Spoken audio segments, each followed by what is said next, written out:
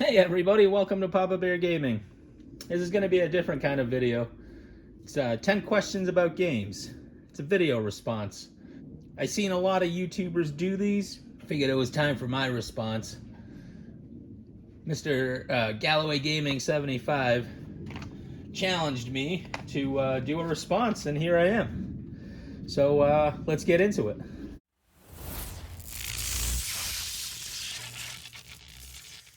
Now, if you haven't checked out Mr. Galloway's channel, link in the description. Please go give him a look-see.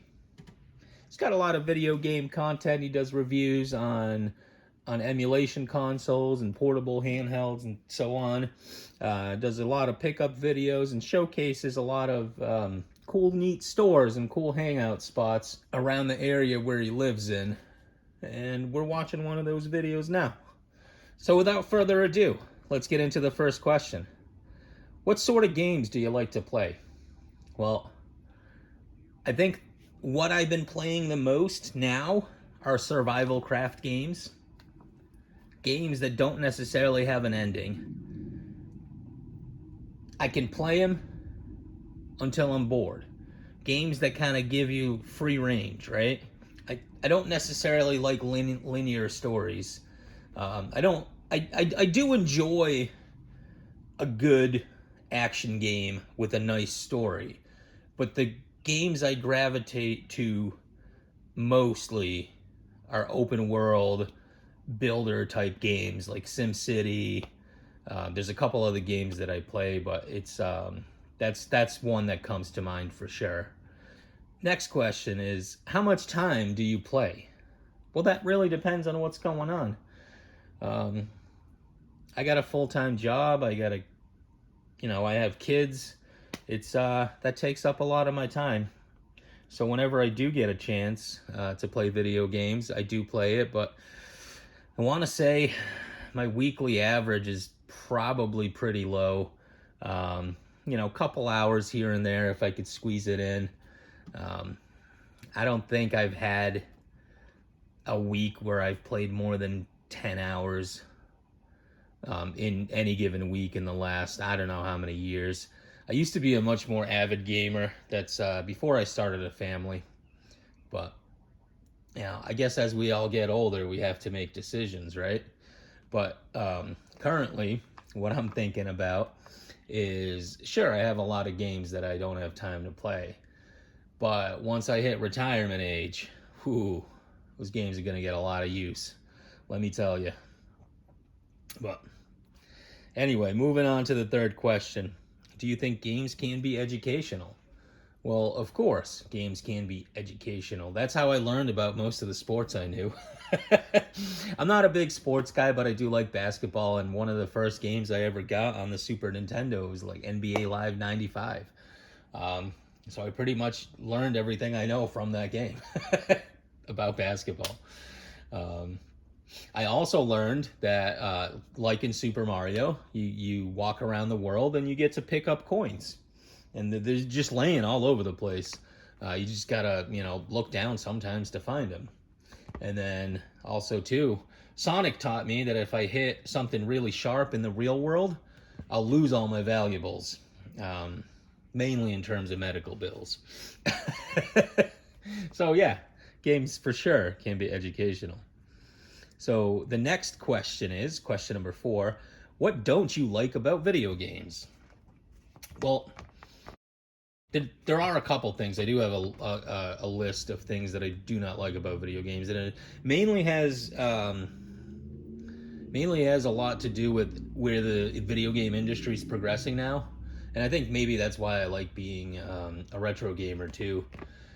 But where like a prime example is I play Fortnite once in a while. I'm not an avid player. Maybe 3 years back I played a lot more, and I had a couple of good friends that used to play with me. Everything was fantastic. I bought a bunch of skins. I probably spent more money than I like to admit on skins, but if it's a cool skin that I really liked from an IP that I was a fan of, yeah, I'd purchase it. But what I've been noticing is that a lot of the skins that I purchased because I like the way they look, they've most of them have been altered. So there's that layer of putting money into something that could just be taken from you without any notice or without any explanation. When I buy video games, like for example what I have here, like unless I sell this or somebody steals it from me, it's gonna be in my possession and I can use it whenever I want to. And when companies do something like this where they take a game that you've spent a lot of time and money on and they just cut the live service because it's only a live service game, you kind of feel robbed, you kind of feel cheated. And if you knew that that's how it was going to end or pan out, you probably would have not invested that money into the game. So that's definitely something I don't like about video games. I like being able to hold something physical in my hand and play it whenever I want to, versus purchasing something online and then one day waking up to see it's either not there or it's been changed. How much do you spend on video games is question number 5. Well, how much do I spend on video games? I do have to say probably not a lot. Once in a while I'll have some extra money. Either, I don't know, just I catch up on my bills. We just finished up with the holidays or something, and I'm done purchasing stuff for holidays, and those little knick-knack things that happen throughout the year. Actually, the most I spend on video games is probably around the summertime once the kids come out of school, because then I don't have to buy extra food for lunches. I don't have to pay for activities. It's a lot of our expenses as a family kind of stop in the summer, which is probably the opposite for everybody else. But I don't know. That's just how it works out, and that's probably around the May time frame. That's probably when I spend the most amount of money on games. Sometime around now to, I want to say, March, April, that's when it gets really thin. I might pick up a couple of games that I don't have in my collection at Goodwill, or just hunting around different garage sales or this or that, but it's very minimal amounts of money. When I do have the extra money, though, I'll usually throw it at Mercari or eBay. I do like to go game hunting, but I figured for the amount of money, or the lack of money necessarily that I have to put into video games, I'll just buy the one thing that I really want for my collection versus buying a bunch of stuff that, I might be semi-excited about. Next one is, what's your favorite gaming console? Well, I mean, that's kind of a tough question. I really don't have a favorite gaming console. I do gaming on the, PC, N64, PS2. But if you ask which gaming console I have the most fun with, which gaming console I have the most nostalgia with, it's probably gonna be the PlayStation 2. And I don't know, it holds a special place in my heart. That time in my life when I had a PlayStation 2, I have one now, I just don't have my original one. I think I sold it to GameStop for $5 or whatever the going rate for a used PS2 was at that time. But what ended up happening was, it was like I was graduating high school, I was going into college, I had a PS2, it was probably some of the best times I've had in my life. And that's mainly because there was no responsibilities. I didn't have to pay a mortgage. I just sat around, played PS2. I met some amazing people during that time that I'm still friends with today, and it was just a really good time in my life, and the PS2 was an integral part of that time. So it would have to be the PS2. What's my favorite video game? Again, it's comparing apples to oranges, because I for sure like games on the PS4. I for sure like games on the NES that I will play constantly, even now. It's just, but how I can break it down is I can give you a couple of different games, um, and it really depends on the mood, right?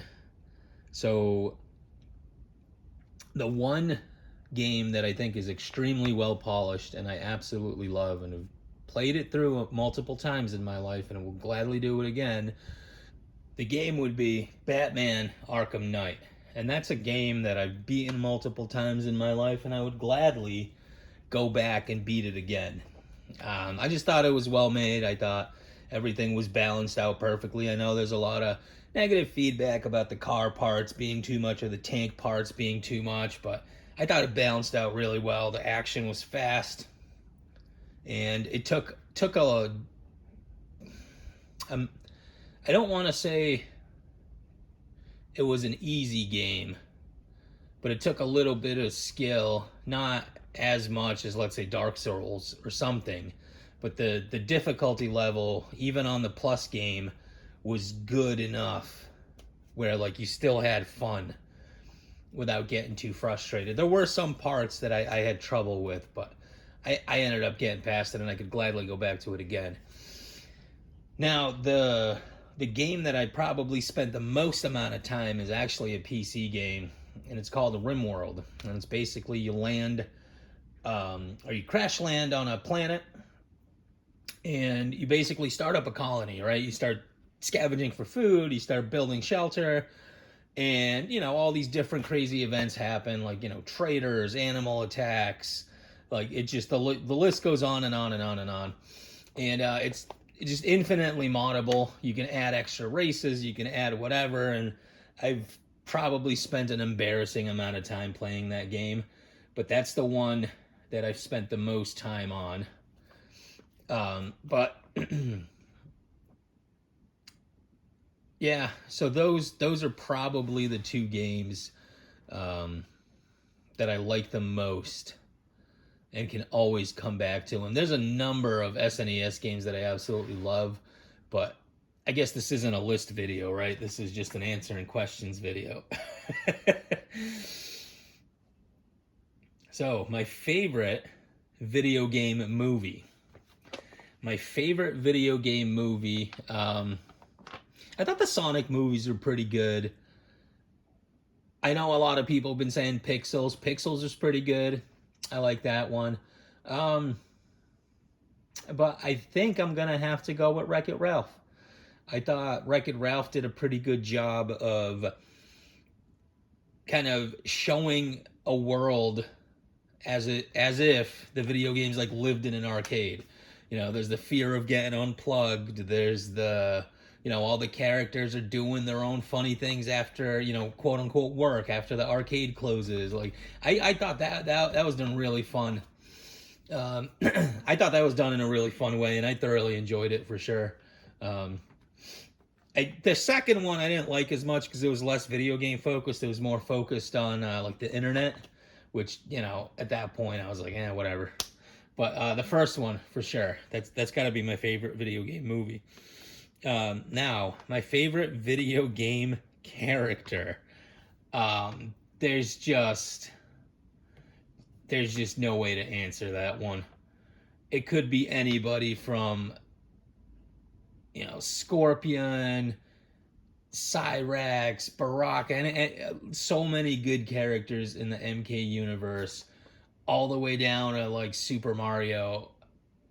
I have fantastic memories of all of those characters, from the most, I guess, childish games or kid appropriate games to just blood and guts Mortal Kombat. It's like I just can't pick a favorite character. There's so many that come to mind, and to me that's an impossible question. Now, my least favorite type of game. My least favorite type of game, unfortunately, would have to be an RPG. And Why, you might ask? Because of the amount of time it takes to consume them. I might change that stance if I have extra time on my hands, or maybe, later on if I get retired, or if I go on retirement, or maybe things go really bad in my life and I'll be unemployed with all this time on my hands. If I do, you'll definitely see more videos. But I just don't have the time. I can't spend 40 plus hours playing one storyline. And the problem with games like those is it's very linear story, right? A lot of them have, hey, go to area A, go to area B, can't go to area C unless you do something in area whatever. And then it's just, there's so much grinding. I think I beat one of the Pokemon games. I think it was like Blue or Red, just to say I did it. And I've tried them multiple times. I've tried the newer versions. I was actually playing Fire Red for a while just to see if I could beat it. I got about halfway through, and it was just the grinding, the repetitive actions, just didn't quite do it for me. And I know you can make a case that, hey, Fortnite's pretty much repetitive too, right? You do the same action over and over again, but with that repetitiveness, there's at least that quality of, hey, there's infinite possibilities of how this might end. I might win, I might get eliminated really fast, I might find a mythic, weapon or gun. And you can make a claim that, RPGs are very similar, but just at the end of the day, the pace is much slower. And it's just a timing issue. Like, I can't, with how busy my schedule is, I just don't have the time to sit down and spend 4 or 5 hours, even an hour straight, just playing a game. Fortnite, or games like Fortnite, kind of give me the option of like, hey, you play a game, one game, maybe 20 minutes. If you're doing good, you're one of the last players. It might take you a little bit longer, but other than that, it's, kind of like pick up and go, right? You just play a game, you can leave, you can come back a week later, play a game, everything's the same. With long drawn out stories, if you leave it down for a week, you'll start forgetting stuff, you'll start forgetting the mechanics. It's just what it is. But that's my list. I should say those are my answers to the questions. Now, I'm not gonna call anybody out to do a response with these 10 questions, but if you feel like doing a response, and that's mainly because I don't know who hasn't done one yet, or who's about to do one, or who's already been called out by somebody else. But if you are gonna do a response or thinking about it, or even if you're not thinking about it, I challenge you now. Go do a response. And I appreciate you sticking around to the end of the video. And if you let me know that you're going to do a response, I'll tag you in my video. So, take care now.